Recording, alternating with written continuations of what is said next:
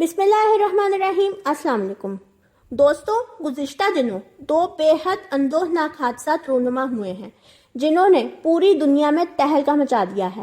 ایک تو 14 جون کو یونان سے اٹلی جانے والی ایک کشتی پانی میں ڈوب گئی۔ اس کشتی میں مختلف ممالک کے 700 سے زائد تارکین وطن موجود تھے، جن میں 300 پاکستانی بھی تھے۔ افسوسناک امر یہ ہے کہ اس کشتی کے زیادہ تر مسافر ڈوب کر ہلاک ہو چکے ہیں یا لاپتہ ہو چکے ہیں۔ 700 میں سے صرف 110 کے قریب چند لوگ ہیں جو زندہ بچ پائے ہیں۔ اس واقعے کی سنگینی کا اس بات سے اندازہ لگایا جا سکتا ہے کہ 300 پاکستانیوں میں سے صرف 12 ہی زندہ بچ سکے ہیں۔ اس سے زیادہ تکلیف دہ بات یہ ہے کہ یہ تمام افراد غربت اور معاشی تنگی سے مجبور ہو کر یہ غیر قانونی سفر کرنے پر مجبور تھے۔ غالباً یہ ایک انسانی سمگلنگ کا کیس بھی تھا۔ بہرحال اس واقعے کے بہت سے تکلیف دہ پہلو ہیں جن کی بنیاد غربت ہے۔ پوری دنیا میں اگرچہ اس واقعے کو بہت ہائی لائٹ کیا گیا ہے، لیکن کیونکہ ڈوبنے والے سب غریب تھے، اس لیے اس واقعے کو وہ کوریج نہیں مل سکی جو ملنی چاہیے تھی۔ سب سے زیادہ تکلیف دہ اور افسوس کی بات یہ ہے کہ یہ کشتی اور ڈوبنے والے بہت سے افراد کی جان بچائی جا سکتی تھی۔ اگرچہ اس کشتی پر غیر قانونی سفر کی وجہ سے کوئی ٹریکر نہیں لگا ہوا تھا جس سے اس کی سمت کا اندازہ ہو پاتا، لیکن پھر بھی یہ واقعہ فوراً نوٹس میں آ گیا تھا اور حتیٰ کہ کشتی الٹنے کی فوٹیج تک موجود ہے۔ یعنی کوئی تو وہاں پہ تھا جو سگنل بھیج کر حکام کو مطلع کر سکتا تھا یا مطلع کر بھی دیا ہوگا، لیکن اس تمام معاملے میں یونانی حکومت کا رویہ بہت بدترین تھا۔ یونانی حکام کی طرف سے پوری کوشش کی گئی کہ کشتی اور اس میں موجود افراد پوری طرح غرق ہو جائیں، پھر کوئی ایکشن لیا جائے، لیکن اپنے ہی لوگوں کے شدید احتجاج پر بالآخر یونانی حکومت اس سارے معاملے میں ایکشن لینے پر مجبور ہو گئی اور تمام متاثرہ افراد کے ممالک سے رابطے شروع کیے۔ اس تمام واقعے میں یہ امر قابل تفتیش ہے کہ یہ کشتی حادثاتی طور پر الٹی گئی یا الٹائی گئی۔ یہ سچائی تو بس اللہ تعالیٰ ہی جانتا ہے۔ اور دوسرا حادثہ اس حادثے کے صرف چند روز بعد 18 جون کا ہے، جو افسوسناک ہونے کے ساتھ ساتھ پراسرار بھی ہے، جب ٹائٹن نامی ایک آبدوز جس میں دنیا کے 5 امیر ترین افراد موجود تھے، اور یہ آبدوز 100 سالہ غرق شدہ مشہور ترین بحری جہاز ٹائٹینک کا ملبہ دیکھنے کے لیے سمندر کی گہرائی میں اتری تھی۔ پھر یہ اطلاع آئی کہ یہ آبدوز سمندر میں لاپتہ ہو گئی ہے اور اس سے رابطہ منقطع ہو گیا ہے، اور اس میں آکسیجن بھی بس بہت تھوڑی دیر کے لیے ہی موجود ہے۔ پھر لاکھ کوشش کے باوجود اس آبدوز کو نہ تلاش کیا جا سکا، اور آخر ہر امید ختم ہونے کے بعد اس میں موجود 5 افراد کی موت کا اعلان کر دیا گیا، جس میں پاکستان کے امیر ترین بزنس ٹائکون شہزادہ داؤد اور ان کے 19 سالہ بیٹا سلیمان داؤد بھی شامل تھے۔ اور ٹائٹینک کے ملبے کو دیکھنے کے لیے انہوں نے $2.5 لاکھ، جو پاکستانی روپیوں میں تقریباً 15 کروڑ بنتے ہیں، ادا کیے تھے، لیکن بدقسمتی سے وہ یہ سفر پورا نہ کر سکے۔ لیکن دوستوں، اس واقعے کے حوالے سے لوگ بے حد شک و شبہات کا شکار ہیں، اور پھر امریکن ایکسپرٹس کی جانب سے کیے جانے والے دعووں نے اس معاملے کو مزید مشکوک کر دیا ہے۔ خاص طور پہ ایک ایکسپرٹ کا بیان کہ یہ آبدوز تو اپنے سفر کے تقریباً 1.5 گھنٹے بعد ہی کریش کر گئی تھی، اور یہ بات ہم تبھی جان چکے تھے۔ لوگ اس بیان پر بہت سے سوالات اٹھا رہے ہیں کہ اگر آپ لوگوں کو اس آبدوز کے حادثے کا علم ہو چکا تھا تو کئی دن تک لوگوں کو بے وقوف کیوں بنا کر رکھا کہ ہم اس آبدوز کو ڈھونڈ رہے ہیں۔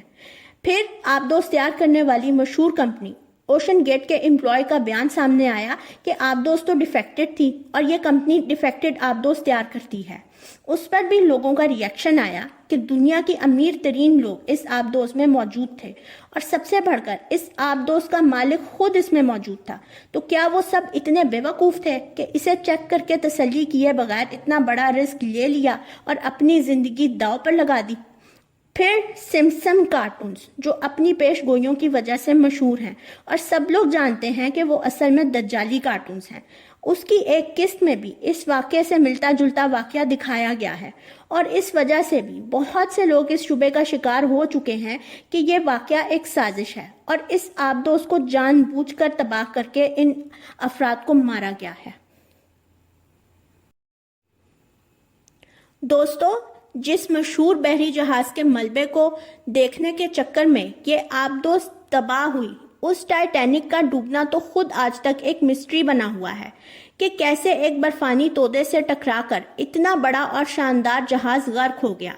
1997 की शोहरा आफाक फिल्म टाइटैनिक की रिलीज के बाद अक्सरियत ने इस जहाज के मुतालिक बहुत सी रिसर्चेस की कि यह जहाज उस वक्त का सबसे शानदार और मजबूत जहाज था और उस वक्त इस पर दुनिया के ताकतवर तरीन लोग सवार थे और बुनियादी तौर पर इस पर सवार होने वाले ज्यादातर लोग एलीट क्लास से ताल्लुक रखते थे।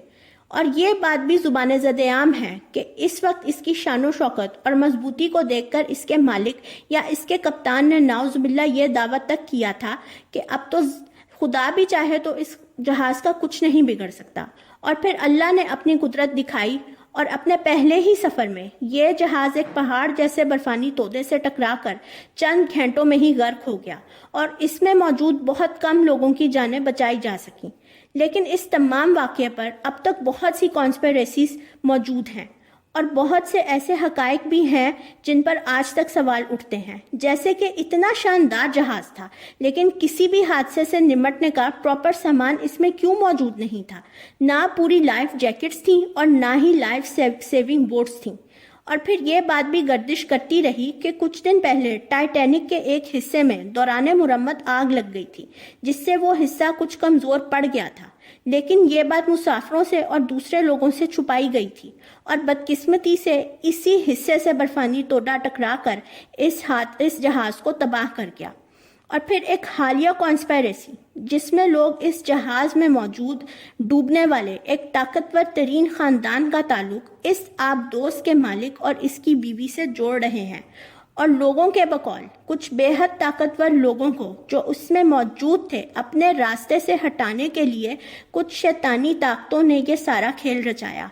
खैर दोस्तों, अब सच्चाई क्या है ये तो अल्लाह ही जानता है और आबदोज़ तबाह होने के हवाले से भी बहरहाल बहुत से हकाइक अभी तक पोशीदा हैं।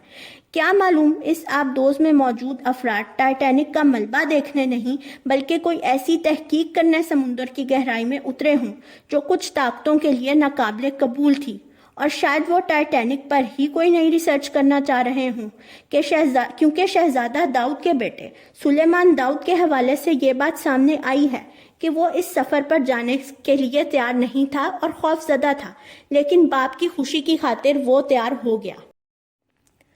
तो दोस्तों, कोई बाप ऐसी तफरीह या एडवेंचर जिसमें उसका बेटा राजी नहीं बल्कि किसी हद तक खौफजदा है क्यों प्लान करेगा। मुमकिन है कि ये एक मुख्तलिफ नौइयत की मुहिम थी जिसमें मकसद कुछ और था, लेकिन बदकिस्मती से वो मकसद पूरा ना हो सका। खैर, ये राज भी वक्त गुजरने के साथ कभी ना कभी खुल जाएगा। बहरहाल ये अल्लाह का इंसाफ और कानून है कि एक हादसे में लोग गुर्बत की वजह से डूब गए और दूसरे में ज़्यादा पैसे होने की वजह से। कुदरत ने दिखा दिया कि मौत अमीर और गरीब दोनों के लिए यकसां है। कोई अपनी दुनियावी ताकत के बलबूते पर मौत से नहीं बच सकता।